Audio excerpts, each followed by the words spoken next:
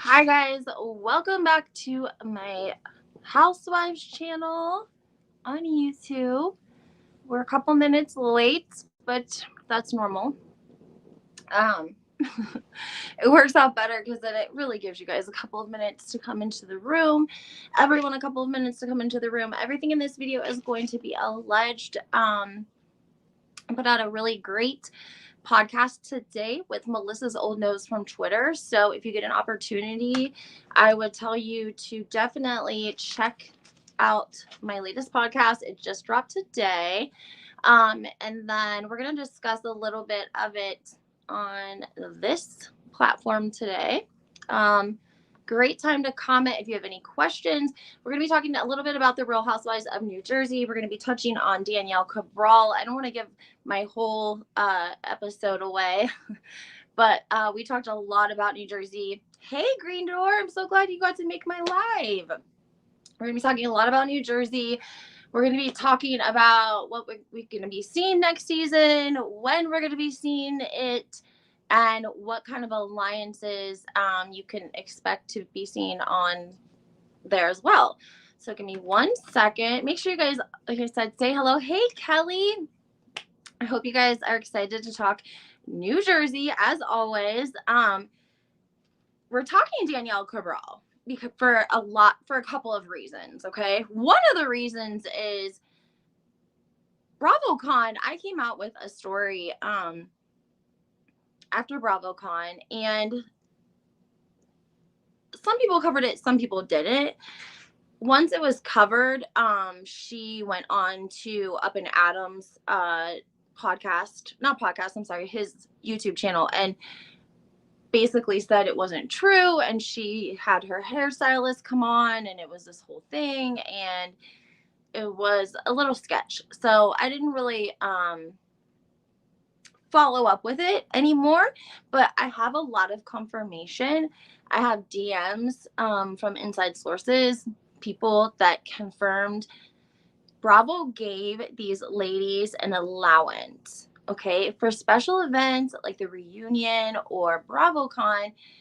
They give the women an allowance for what they can spend. It would be just like if your work gave you an allowance, okay? 500 for makeup, 500 for hair for each of the days they were at BravoCon. Now, is 500 going to cover everything? I would think probably not. With the experienced and very high end stylists that probably deal with like Jennifer and Teresa, I'm sure that they have to add money to that 500, right? Because your work's not going to give you the cover everything. They're going to be like, here's 500, whatever, you want to spend extra, take it out of your own pocket. Hey, Debbie, so glad that you could make it. Danielle allegedly didn't pay these girls. Allegedly, for sure, the sources say she put them up in a really shitty hotel in the other end of Vegas, an old Vegas. The Uber ride was very long due to the 4-1 race that was happening the following weekend, and a house husband did in fact actually offer to put them up in a nicer, safer hotel. And I can't release who that was, but I did get confirmation for that. So what has happened now is there was also a blind item. I talked to you guys about that as well. There was a blind item about a cheerleading gym, if you will. I would assume it would be the same as like your dance class, like if you have a dance studio, right? And there's dance classes, the cheerleaders, same type of situation. And allegedly, this gym claimed that this housewife had basically stiffed them on a bill, and that she was ignoring text messages, she was ignoring calls, and she was ignoring emails. And I mean, my gosh, if that doesn't sound like MG, I don't know what else does, right? People had even taken pictures of Melissa and reshared it with that blind item. Now, this was not a confirmed NT Lawyer blind item that came from the Hollywood Crazy Days and Nights, which are like very, very dependable people in the industry. This was somebody from the that was just like a Bravo account that allegedly lived in New Jersey and whose niece attended this same exact gym where turns out Danielle's daughter goes. I don't know why she would be like, to me, it made sense for it to be Melissa because Antonio's off in college. So it's like, she didn't care about paying like her last year or whatever of dance. But it doesn't make sense with Danielle because her daughter is still very little. So if you owe the studio, like, then you can't go back to that studio anymore. I don't know of the area where she lives, how large it is. I do know that it's about an hour drive for most of the ladies to get to Danielle's home. Let's remember they bought their home and then they did an HGTV like 8-week series where they picked their own contractor who happened to be a friend of Nate's, and they remodeled and redesigned their home, and HGTV ultimately paid for that. So everything that you see on this show, like their home is very nice. You can tell it's very, I mean, it's nice. It's up to date, right? Everything looks up to date is my point. The black and white checkered floor, it's coming from HGTV. And so now we have the People's Choice Awards come out, and they actually announced RHONJ as one of the runners. And that is amazing. Congratulations, right? But it wasn't just one person. It was the entire cast was nominated, the whole show. So that's like everyone. That's like production and crew and, you know, the Housewives. And I mean, that's everyone collectively. Hold on. Ann Smith must be from the area. Hi, Ann. She says there are dozens of gyms near Danielle in Sayreville area. She will just move on to the next gym because the next gym will want screen time. Is that even Bergen County? Is my question. Because we know that she lives about an hour from the rest of the ladies. So I think that's why, I don't know if we saw them do events or not. But anyways, the People's Choice Awards is not just for one person. It's for everyone on the show. And she did kind of I mean, I feel like it was a little obnoxious. She did a video and she has like this fur coat on. She's walking around talking about how she can't get the trash because she's nominated for an award now. But she's not really nominated for an award. It's the Real Housewives of New Jersey is nominated. She also put her children in their Escalade. They must have like a moonroof. And they put the children outside of the vehicle sitting on top of it, like through the moonroof.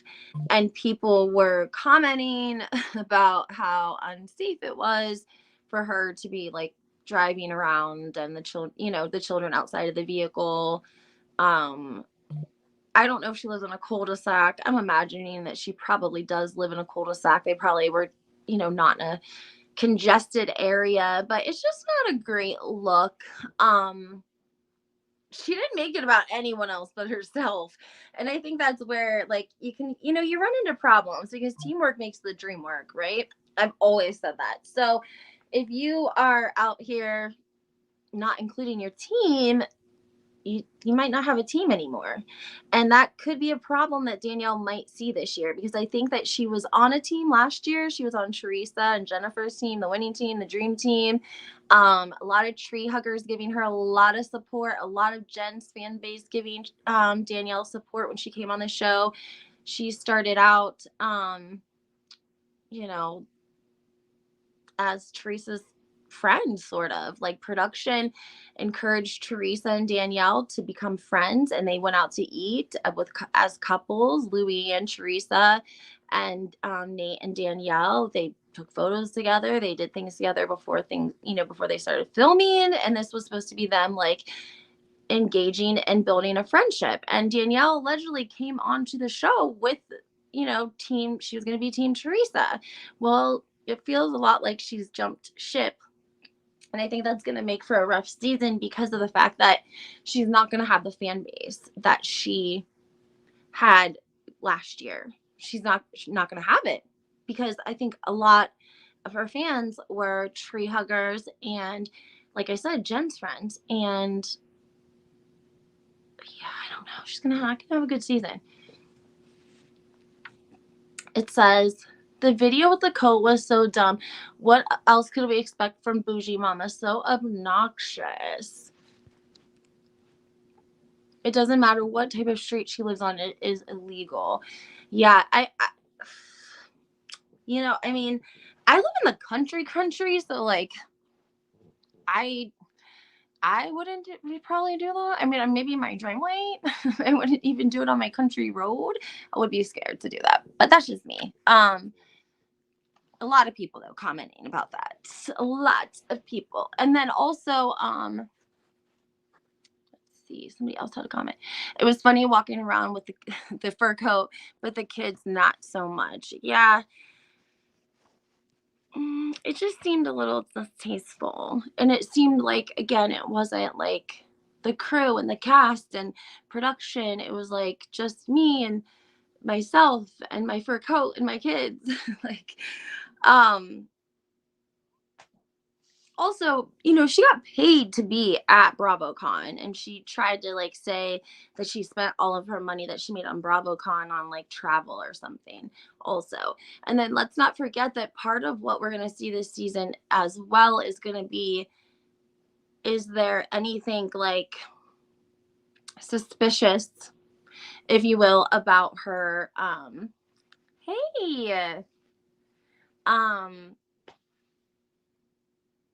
her charity work. They're talking about her charity work. Meliss's Old Nose. Again, guys, you should go check out the episode. It's on any streaming place that you get your podcast. It's my latest podcast. It just dropped today. I interviewed Meliss's Old Nose. If you follow that account on Twitter, she also goes by Gabriella because she's a verified account. She couldn't even get on Instagram because Margaret, disliked her so much. She would just report her accounts so habitually that she just stuck to Twitter, and she's had a great following there. And so I love to have her on because she has a lot of inside scoop. And so she is telling us we're going to be seeing the Real Housewives of New Jersey before April. So I'll take it. I don't feel like that's so bad. I was thinking, normally their schedule is like February. I think we normally get it in February. So if we got it in March or April, that would seem about right. So concerned on the length of time that they filmed. Just doesn't seem like they filmed for very long. She also talks about a couple of inside situations. One of those being at the Namaste Bitches live event that took place. If you guys remember, I was actually at that event. And I posted, just some different clips from that event. But I noticed that Danielle came in late to that event, and she also did not have people asking to take photos with her. There was like an intermission, and that was the chance where a lot of people who maybe didn't pay for VIP or who wanted to get photos with the other cast was able to go chat with them and get photos. And there was nobody really getting photos with Danielle. There was like this really nice older lady. She was super cute. She was there with her grandma, and she, got a photo with Danielle. It was cute, but I'm just saying the crowds were not cheering. The people were not looking for her. And that would have been the place that people would have been checking for her, because it was a Teresa Giudice event. It was for her Namaste podcast. Jennifer was there, and these are the people that Danielle hung out with last season. That doesn't make a lot of sense. It seems a little bit as if she came on the show. She was working under, and I've said this a million times, two of the top housewives out of all of the franchises in the Bravo community. So Teresa told her to take notes. She should have took note that Teresa told her to take note, right? And they handed her a storyline. I mean, they brought her right in. They didn't have to tell her the rumor that was going around. And a lot of people saying, Laura Lee Jensen technically, even though she wasn't seen on the season, she contributed the entire storyline to the season. I mean, honestly, if Laura Lee had not met with Teresa and Jennifer, I don't know what we would have been talking about. And I don't know if we would be sitting here talking about a Real Housewives of New Jersey nomination for the People's Choice Award either. I don't think that we would be. And in my opinion, the drama that put Danielle right into the middle of all of that drama.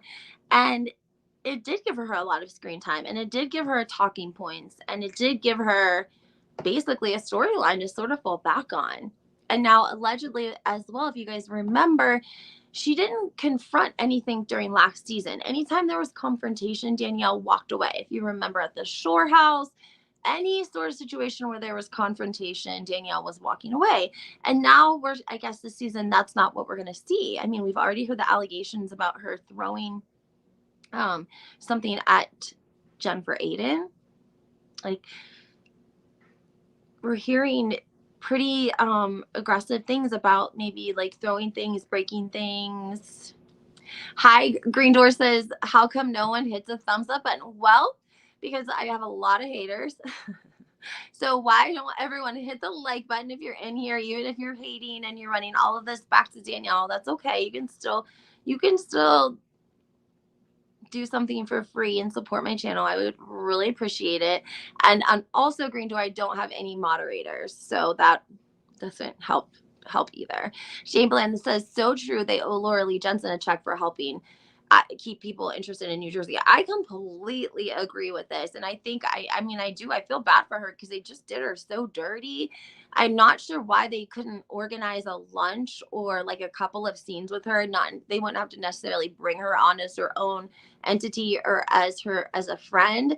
Like, they could have done just like they did with Victoria Gotti and many other people, just bring her on for a couple of episodes and at least, let her make a little bit of money and get a little bit of clout. Because if it weren't for this rumor, we would have been looking at a very, very, very boring season. And allegedly, we're going to be getting a lot of vindication this season. And I really hope that is the case. Vindication. Anne says, no thumbs up available for me to click on, just hearts. Well, maybe the heart's the same thing on lives. I'm not sure, Anne. I guess if you love it, you like it. Maybe. What was I saying? I'm so sorry. We're going to see a different Danielle. We're going to see a Danielle who's not walking away. We're going to see a Danielle who's throwing things. We're going to see a Danielle who is scrapping, who is throwing hands, who is ready to fight Jennifer, which again seems a little strange considering everything from last season, the things that Margaret were saying about, her brother.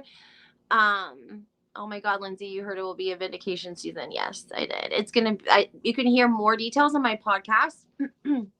I just dropped an episode with Meliss'sOldNose from Twitter, and she has a lot of, I think I have good sources in New Jersey. She has good sources in New Jersey. She knows what's going on. And, yeah, she said there's going to be a lot of vindication. And I think that's going to partly be pertaining to Marge, the Sarge. And I'm excited for Teresa's receipts. I heard from a great source it's going to be great. I love that, Debbie.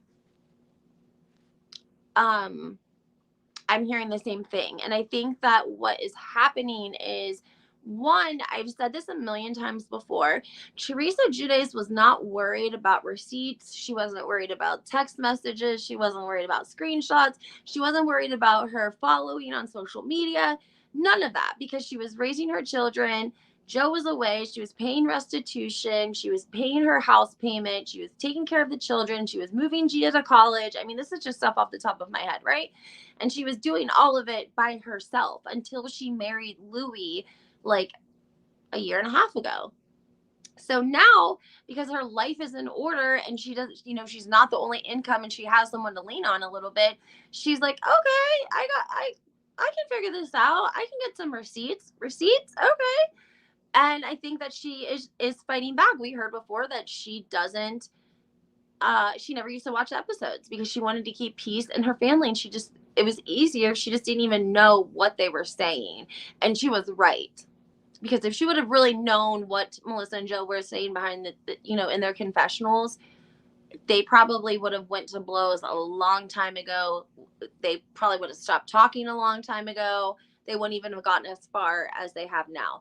So anyways, with Teresa having a different sort of lifestyle now, not the stress of doing everything herself, being by herself, the money, yada, yada, yada, she's able to be a little bit more mindful of what's going on around her with the other ladies and keeping receipts and showing receipts. So I'm excited for that too. I think that I don't know what we're going to find out about Marge, but I think that, she has been the one to come out with people's dirt all this time, all these years that she's been on. She's the one that decides, I guess, basically who's going down what season and what she's going to use on them after she used the, Bill's infidelity, which I'm surprised she has stayed on this long after that, to be honest with you, because of the way the audience saw her after that. I mean, it was a 10-year-old affair. That was kind of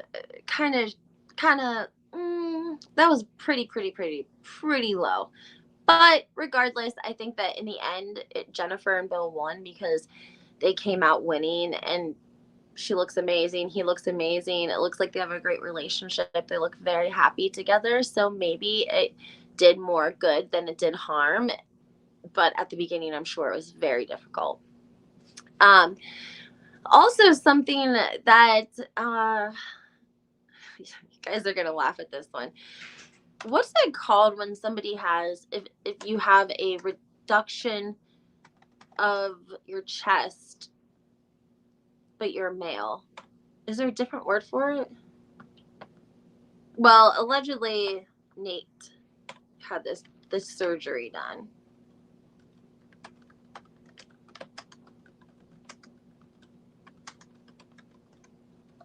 I love when I have my laptop ready when I do live. It's called it's a gynecomastia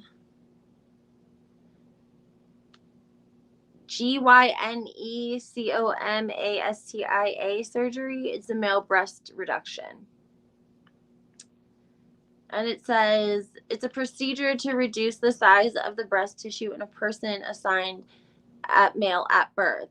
The surgery is also called a male blank reduction and mammoplasty. It helps people who have enlarged tissue. Okay.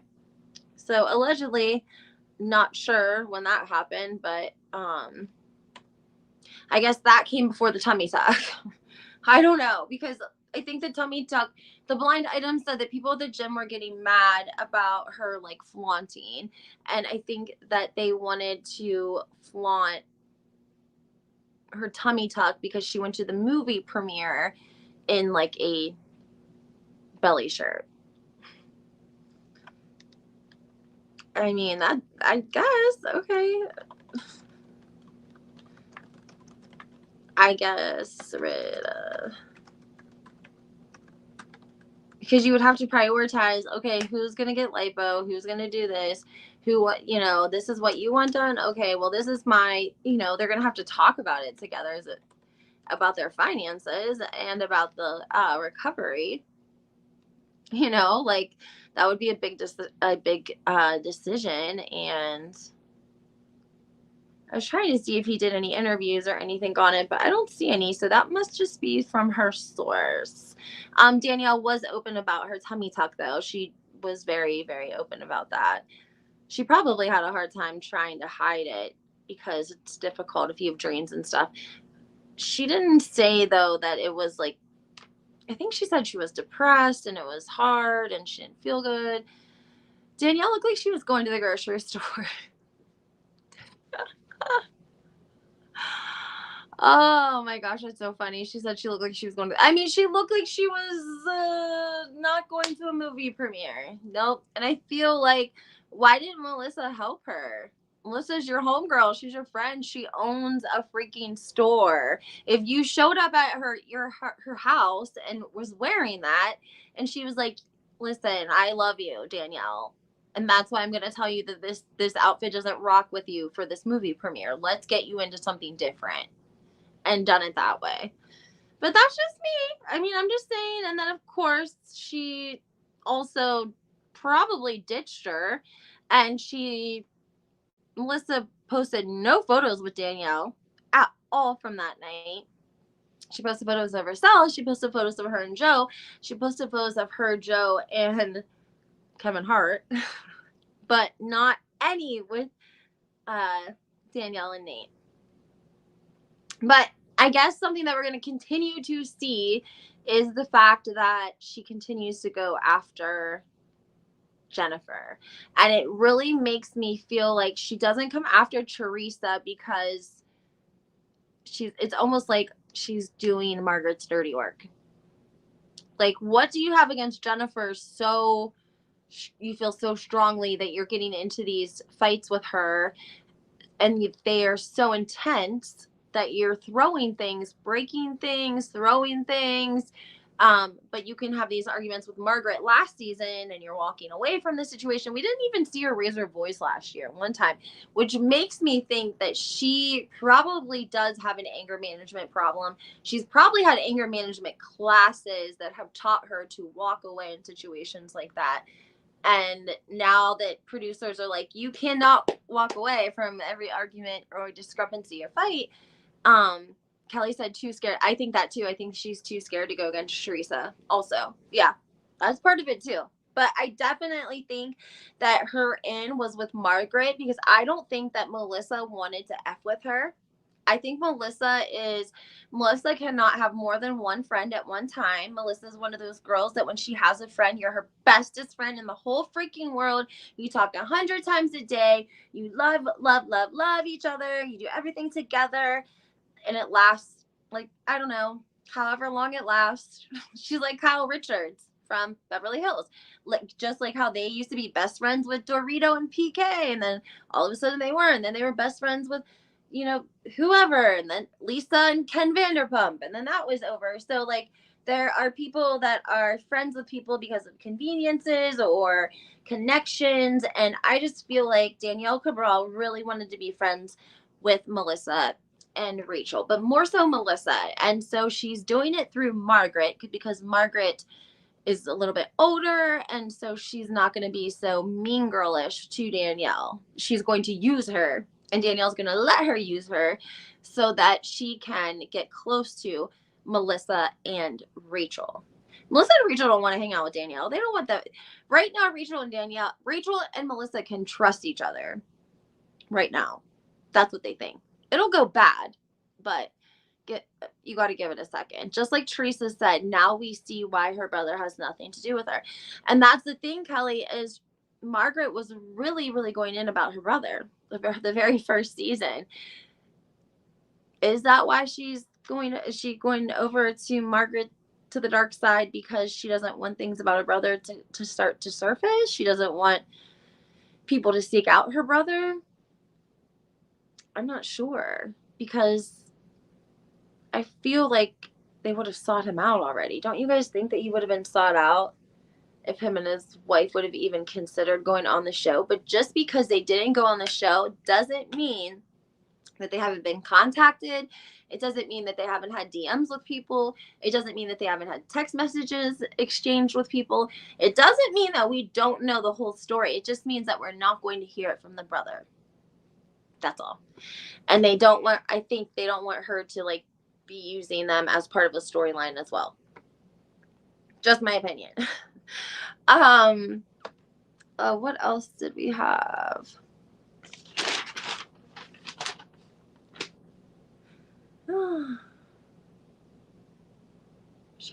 Oh, I did ask a little bit about Dolores because I was curious. Oh, I wanted to tell you guys, Dolores and Teresa are going to be live in, let me look it up. I think it's February 9th. I'm going to be there. want to know if anyone else is going to be there. It's just Teresa and Dolores. It's like from 5 to 8. And I think that it's like a fun experience an evening with Housewives. And we're going to be, I think we're going to be in Philly. Is this Philadelphia? Oh, that's a different night. Hold on. Let me see. Hold on. Why can't I find it? I wonder what hotel they're going to be at. It's giving me all this beauty. First of all, I don't know why I can't get to Google search engine. I always come up with a Microsoft search engine. I hate that.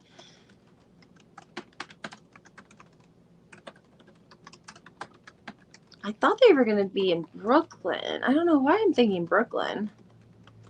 New York, February 9th, 2024. Let me see here. There was a post about it, I think. So the People's Choice Awards is going to be the 18th. So we have about a month for that. Oh, okay. I think it's a Valentine's Day event. Oh, okay. Here we go. It's hosted by Dolores Catania and Teresa Giudice. Ooh, weird. They put Dolores' name first. Don't they know? No, just joking. I can't even say it. It's going to be Amanda Jean NYC, hosted by RHONJ. Let's see here. Day Soiree of Bay Ridge. Does anyone know what that means? Or that must be the location. And the tickets are going to be through Eventbrite, and that is who the tickets were through before for the last event they did, their last live event that they did, the Namaste Bitches. That's who was selling the tickets as well. So must be some sort of Valentine's Day event. I wanted to pull it up and get a little bit of more of information here. I had the address too.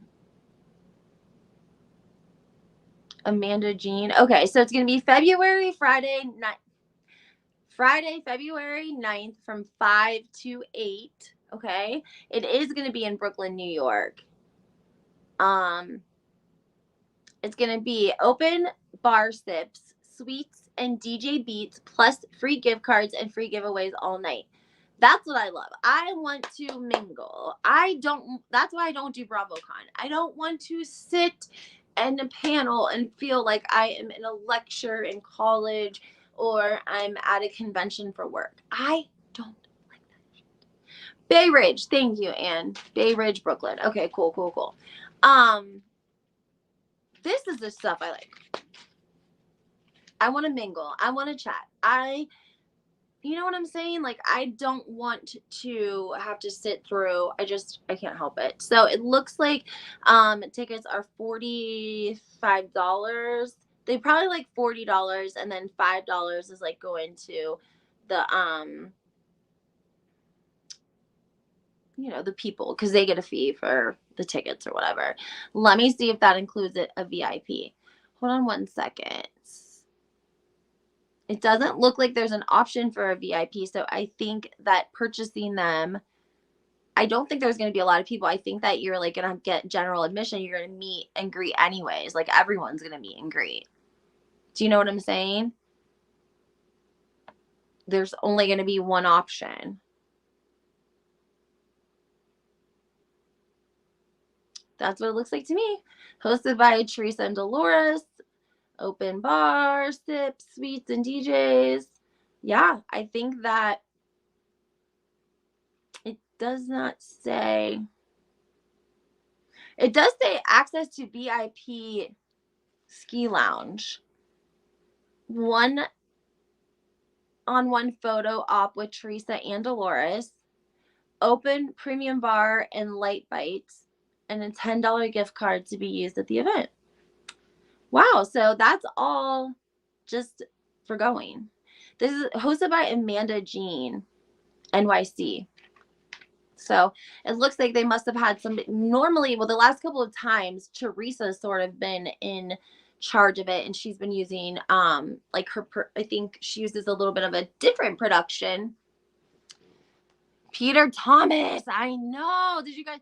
If you guys follow me on TikTok, then you guys know. Not only was Peter Thomas arrested on January 9th in Atlanta, Georgia. Guess who else was arrested in Atlanta, Georgia on the same day? Martell Holt from Love and Marriage Huntsville. Everyone that wants to talk that they love Carlos King. Well, he's the producer of that show. And Martell was arrested on a DV. But yes, Peter Thomas was bro, Peter Thomas he's messed up, y'all. I'm going to tell you what. That man is messed up. He's messed up. He's going to end up in a lot of trouble. He's going to end up in like little, like petty misdemeanor trouble. But a lot of it. He's going to be on like probation and shit. He got a DUI. His license, I think, was expired. Like, if you're driving dirty and your license is expired and your plates are expired, you either are broke as a joke, right? Or you are not well mentally. Like, you're messed, either drunk, whatever. But you don't drive around with expired tags, expired license, expired everything, and be drinking. I think you're just gonna float by. Don't forget, Cynthia had to sue his ass for $60,000 that he owed her from one of these bar ones. Here's the thing: Peter Thomas is a hard worker. Peter Thomas is the businessman. Peter Thomas, it could probably be really great at what he does, but he doesn't know how to manage money. He doesn't know how to manage money. He doesn't understand that when you start a business, you are not actually going to see a profit. You're not going to be able to pay yourself for like 5 to 10 years.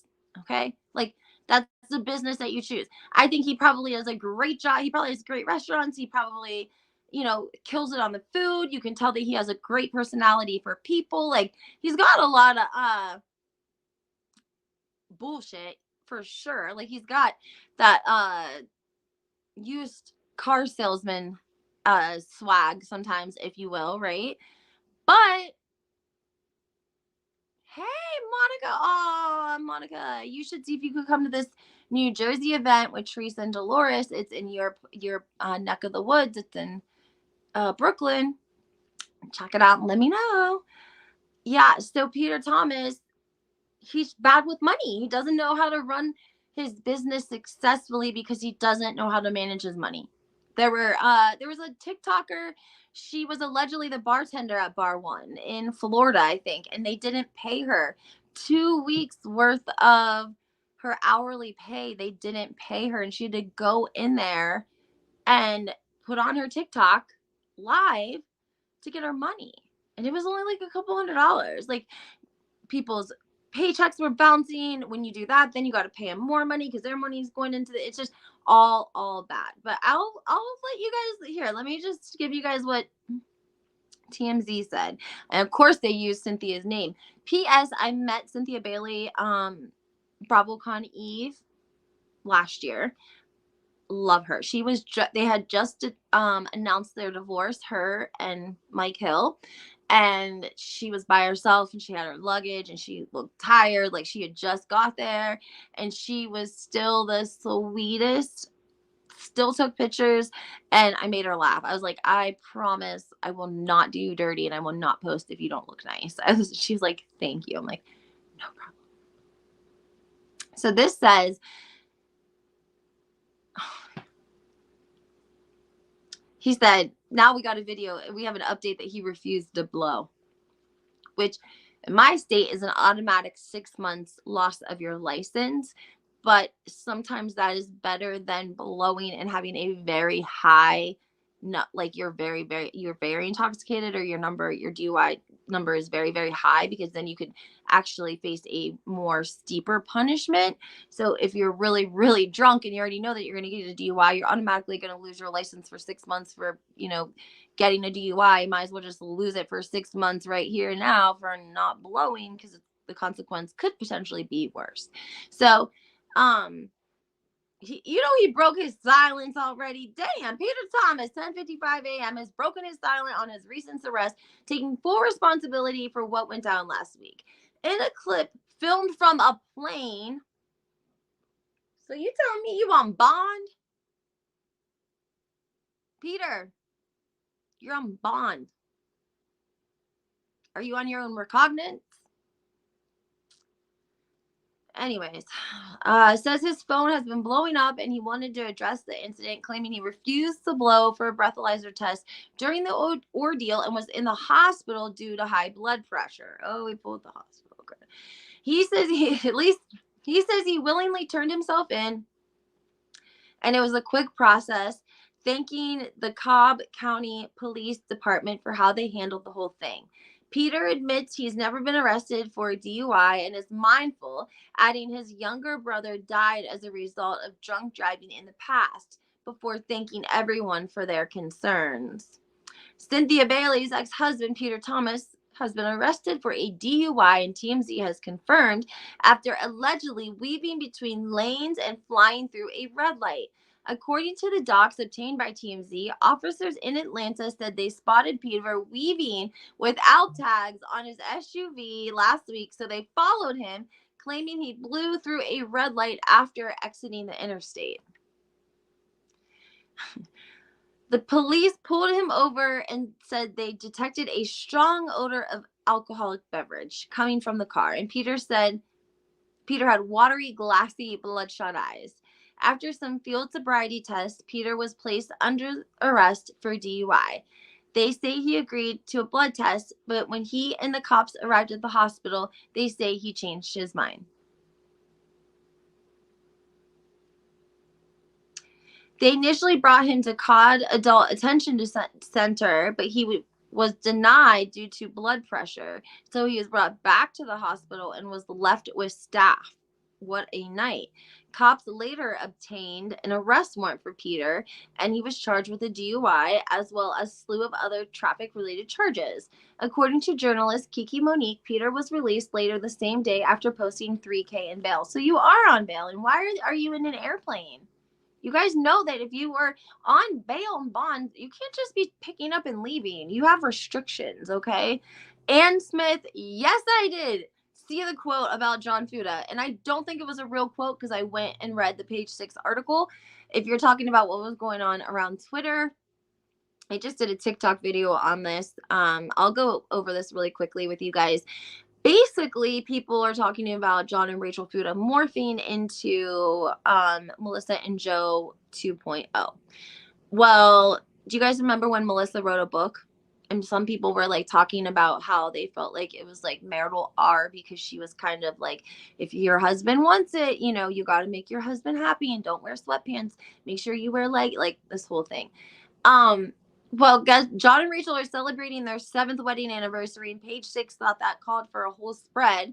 And they took pictures of John and Rachel at like the restaurant where he proposed, and they talked about their wedding. And then she said something like, basically, make sure that you prioritize your sex life. And somebody went onto Twitter and quoted, they said something like about a double D. Yeah, I can't even, okay. The ex-girlfriend, the child's mother, had a conversation with a blogger through DMs, and the DMs were eventually released. In those DMs, she told a story, probably not even thinking that it was ever going to be released, but she told a story about how when her and John were together, like he had went to like the store, and he had purchased like some sort of vibrating machine. I don't know what kind of words to use. I'm not good at trying to like make up words. It's rhyming words. I'm not good at rhyming. And it was something that I guess that she thought was strange. She felt like it was a strange toy because it wasn't a game they had ever played before. And she didn't know she was going to be the banker. You know what I'm saying? So somebody online quoted something about the double-headed, like Anne said, and it was hilarious. It like made me search to see if I could find the actual quote, which I couldn't because I don't think that it was an actual quote, but it was pretty funny, whoever did that on Twitter. That's why I love X sometimes, because man, there's some funny stuff on there sometimes. People can talk more freely on there than they can on any other platform at this point that I know of. I know that my friend Jenny from Bravo and Blaze, like there was a whole hate group on Facebook against her and some other content creators. So it's become a little bit challenging to be a content creator and like be able to give you guys content and not necessarily give our opinions, because it's like these people either are so dedicated. I don't think they're so dedicated, because there's not that many people dedicated to Rachel and John Fuda. Like they haven't been on the show long enough to have like that big a dedicated fans, but like they pay people or they have friends or whatever, like sheerly to attack bloggers. And Bravo and Blaze, there's like this whole hate group, I guess, on Facebook, and it would talk about bloggers and hating them. I didn't know that existed. I had no idea that existed. I just am wondering why, like John and Rachel, I mean, why are we celebrating 7 years? That qualifies for page 6, a whole article. I feel like they wanted to, talk about their wedding. They wanted to show, Moonchild says, your makeup, God, girl, I'm over here struggling. I am sick. I have like, I don't even want to tell you. I like eczema or psoriasis or something, when you're stressed and you're getting divorced. That's where I'm at in my body. The stress is coming out, and I'm like, do I do another detox? Because every time I do a detox, I feel like something else like happens or pops up. There's something else wrong. And I'm like, dermatologist, primary care. Dermatologist, primary care. Listen, it's okay. It's totally fine. Do you have Halloween makeup on your eyes? Moonchild, no. Listen, my makeup, I have to let my makeup set, number 1. Thank you. And number 2, girl, I don't have time to be on here making my makeup perfect I can turn my camera off and just hide behind my emoji if it's so terrible. I know I'm allowed to be sick. I know I'm allowed to not feel amazing. I know I'm allowed to come on and not look perfect, because I'm just an actual working mom and this is my side job. So thank you for supporting working mothers. Thank you for encouraging women. I actually appreciate that you love my clown makeup on my eyes. Listen, here's the thing, ladies, you guys know this. You got to set your makeup. You got to like do your foundation and come back. You got to do that. It's a whole process. So it's not going to always look good, especially at the beginning of my video. I might be getting ready before I go to work. I might be doing my video in the middle while I'm getting ready for work. And I don't do videos while I'm doing my hair and makeup because I'm distracted. I can't do that. So sorry. Let's get back to John and Rachel celebrating 7 years. I wonder if they'll celebrate the adoption, and I also wonder how long it took for the adoption. Was this adoption 6 years, 7 years? I don't know. I think that again, maybe this was just to give page 6 like something to run, to give them, but like the title literally reads, Rachel and John Fuda celebrate special anniversary and share tips for marriage success, quote, prioritize sex. Like, again, hello, Melissa Gorga. Kelly, I don't know if the adoption really went through. You know what I'm saying? Like, I don't think we really know, because unfortunately, I think it's probably sealed because he's a minor. Typically in a situation like that, they would definitely have to let the mother know. When you even if you change someone's last name, even if they're a child, like, you have to run it in the newspaper. If she were unresponsive to the attempts to reach her via somebody serving her like a sheriff coming with paperwork to sign, a lot of these counties have basically adjusted some of the rules and regulations because of the fact of COVID. This actually happened to me, and thank God I got the paperwork, because if not, they would have automatically won the judgment. Oh, hold on one second, guys. Yes. So if you are basically, I don't remember what I was saying. Oh, because of COVID, they changed the rules and regulations for the ways at which they have to deliver any sort of court documents on whether you have to sign or appear or not appear. So before, they used to make sure that if you got documents that were from the court, they would bring them to you, obviously, and you would sign them. Even if you were, say, an inmate at a county jail, if you were getting indicted and they needed your signature, they would come to the jail to get your signature. So if she is incarcerated and they're trying to do an adoption process, they know where she's at. It would not be difficult for them to go in and get her signature. Like, she wouldn't be signing as like, I'm signing away my rights. She would be signing as like, I accept this paperwork from the courts and I recognize that there is a hearing to be had in, because somebody's trying to obtain custody.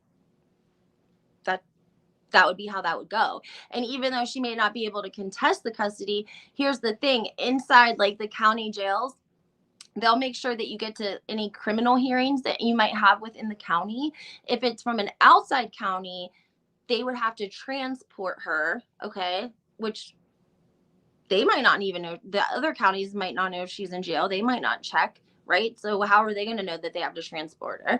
And then also, if she's in prison already and they don't transport you to family. So family cases and family court is a completely different courtroom and jurisdiction than criminal court. It's a completely different building. Very, very different. So if you're in a jail or you're in an institution or you're in prison, like, they're going to be aware of your criminal law, cases, your criminal court dates, but they're not going to be aware of your family court dates. So what happens, guys, in these issues is, say hypothetically she received a 6-year prison sentence. When the last 6 months of her sentence come up, she will be eligible, if deemed by the parole board. They have like 90 days to make a decision, and they can decide if she is eligible for transitional control. If she's eligible for transitional control, then she goes from the prison to a halfway house, and she's still considered a warden of the state. At any time during that, until her release date, anytime they can come in and arrest her and take her back to the prison institution until her release date. That's how it works. So you're technically a warden of the state until your actual release date. So when she was transferred from prison to the halfway house, she had to abide by the rules at the halfway house. And I mean, all of them are different. It depends on where you're at. Some places, they're just all very, very different. So what those rules and regulations are per the halfway house could be very, very, very different or very lax. It just depends. And due to the there's so many women that are incarcerated, they don't have enough institutions to basically house them, and they definitely don't have enough transitional controls. So when she went to the halfway house, and she started talking to the blogger, allegedly, Fuda had sent a attorney up to the halfway house to request a legal visit with Brittany. And again, guys, like I said, you could be at a lax halfway house where they don't really care what you're doing, or you could be at a halfway house where they want to know when you they know everything that you're doing. It just depends on the institution. Completely depends on the institution. So whatever halfway house she went to, first of all, it's a lockdown facility because you're still considered an inmate. Like I said, guys, if you're finishing out your prison sentence, you're still a warden of the state. You're not in a building where you're going to be able to come in and out freely. You're in a lockdown facility, where you got to like hold up the card and they buzz you in. Like it's not just come and go as you please. And so if somebody shows up unannounced, not during visit time, whatever the case may be, and says, "Hi, I'm here because I'm an attorney and I represent John Fuda and I want to see, and I'm here for a legal visit with his criminal, son's mother, and she's yada, yada, yada, and yada, yada, yada, and I'm here for a legal visit." And this inflates some sort of, and maybe he tells the halfway house she's on a cell phone and she is engaging in contact with bloggers online. Well, guess what? When you're in a halfway house, you don't have the privilege of having a cell phone. That doesn't mean that means you can't have a cell phone. And that also means that you can't be on a cell phone. You also can't have a Facebook account. You can't have an Instagram account. Okay? You're not allowed to be on social media. You have to abide by the rules and regulations of the transitional control home. So I've known lots of girls that got in trouble for being on Facebook or Instagram while they were in a halfway house. You're not allowed to do it. And maybe they weren't even on their own page. Maybe they took a picture with their boyfriend and their boyfriend posted it. And the girl that sleeps next to him doesn't like them because they snore. And so she went and told on them. So these are things that you get in trouble for. You can get sent back to prison for. Per her offender report, Brittany is eligible for release in September of 2023, with her maximum release date of October 2024. So again, when they transitional controlled her, she must have had a release date of October 2023. And if they wanted to max her out, they could, because they could violate her potentially for whatever she did at the halfway house.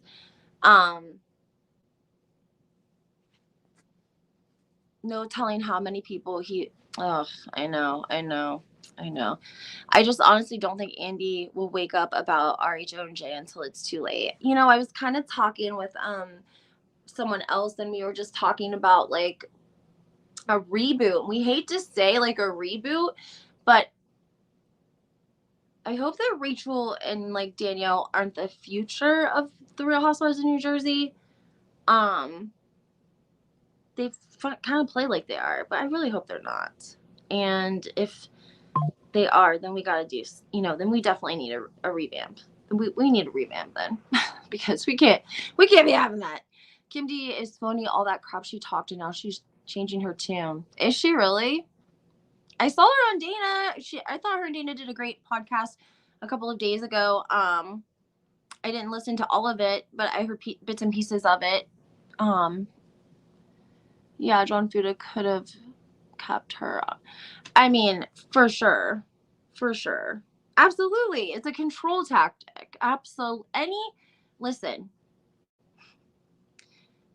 people that distribute substances on a regular basis as their job don't date people that do those sort of substances, because they know, one, how badly it will bring a monster out of you. It will potentially put you at them robbing you, taking money from you, taking something else from you. Unless if you're a control person. If you like control, then they'll date someone that does substances, because they'll use the substances as control. So, all right, guys, I'm about to hop off here. Thank you, Moonchild, for all those wonderful, kind compliments. My Lord, so many compliments. I don't know what to do with myself. Yeah, so make sure you guys go check out my podcast, my latest episode. I just posted it today. It is with Meliss's Old Nose, and I give you you get all the details about Danielle from there. So, all right, guys, have a great day. Bye.